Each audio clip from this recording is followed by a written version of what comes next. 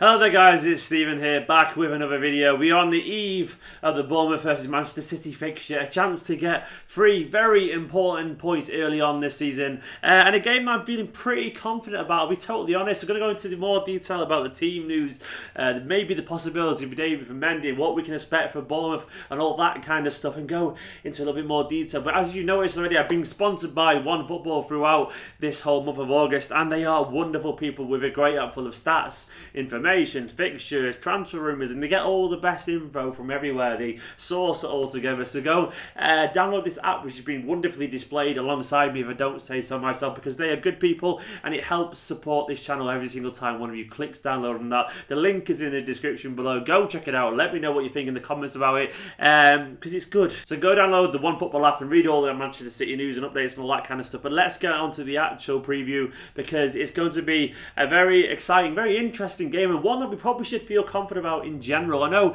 there's some people being a little bit hesitant, a little bit nervy at the moment, given the fact that maybe the Everton game didn't go perfectly. But I want to add this caveat at the start of this video.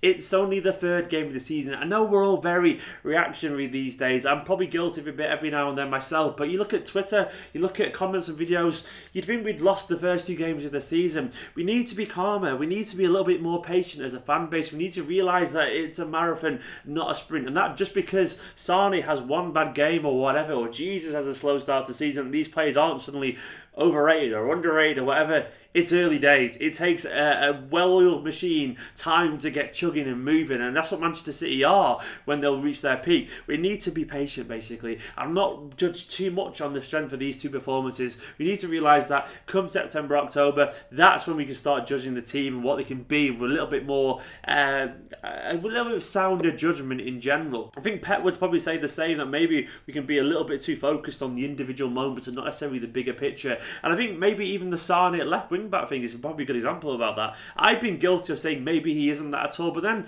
I read online someone saying, remember last year against Chelsea and Everton, how he was absolutely excellent in that position, and I thought, well, that's a good point. He was absolutely excellent against Chelsea last season when we lost at the Etihad, but in general he's one of the star players, and he played left wing back that day. He can play there. I'm not saying he should play there, but it's worth remembering the whole bigger picture, not just the individual moments. And it's the same throughout the team. It's the same throughout the whole squad. Sometimes players will have poor runs of form or better runs of form. Sometimes they'll be up, sometimes they'll be down, and so on. And it's just worth remembering that before we make too many rash judgments. And I'm sure Pep actually knows that, thankfully. And it's the same with the forwards at the moment who are not scoring goals. I think the easy thing to say is just go and sign more players who score goals. But I think that's not the smart thing, because what's to say that they will score goals in the first place? The players that we've got, the likes of Sterling, Sane, De Bruyne, Jesus, Aguero, these are goal-scoring players and should be scoring goals. And I would much rather a manager focus on actually getting the best out of them instead of signing new players every single time. If those aren't scoring goals regularly, then there's something wrong.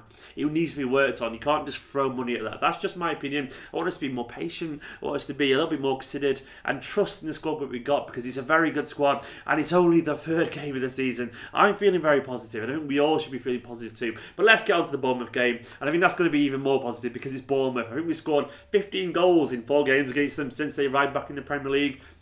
And it's because they attack.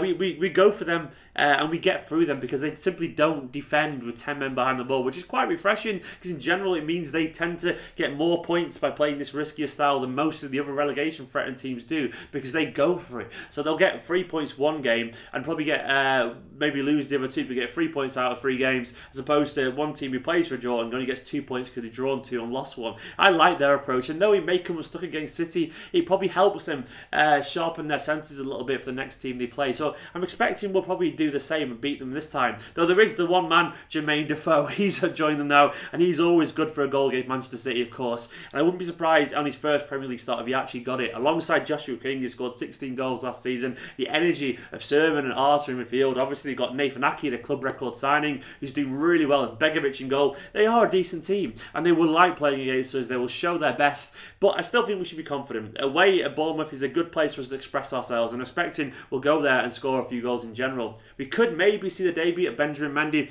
Though I can't I can't shake the feeling that it won't happen. I've also got an instinct that it might be free at the back again, just to ruffle some feathers there. But Danilo will be guaranteed to start at right back. Pep said that himself in the press conference, and I think that's obvious. Then to me it's going to be Mendy, Fernandinho, or left wing back in Sane. I'm going to put myself in the line and say it'll be a 4-3-3, and I think it's going to be Fernandinho at left back alongside Otamendi and Kompany, with Danilo at right back, obviously Ederson in goal, and then I think we'll see Yaya come in, and then maybe we'll see David Silva, Kevin De Bruyne.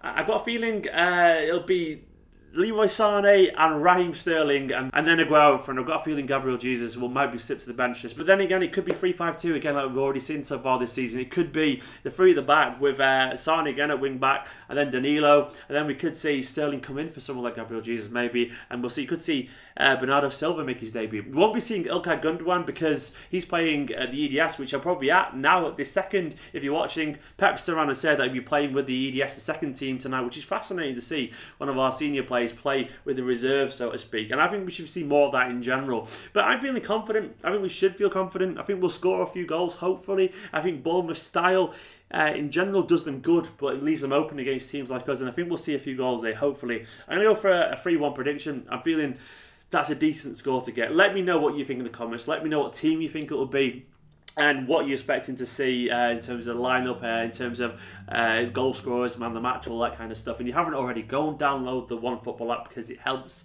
keep this channel alive, and as does the Patreon. I've had loads of donations recently, and you're all absolute heroes. Some people donate $15 a month, which is just ridiculous. Every little pound when people put that towards it helps making this channel nearly full-time one day, so thank you very much. And everyone else who watches and likes the videos, just stars too as well. Let me know what you think of this video in general in the comments, and I will see you for a match reaction tomorrow, and subscribe too.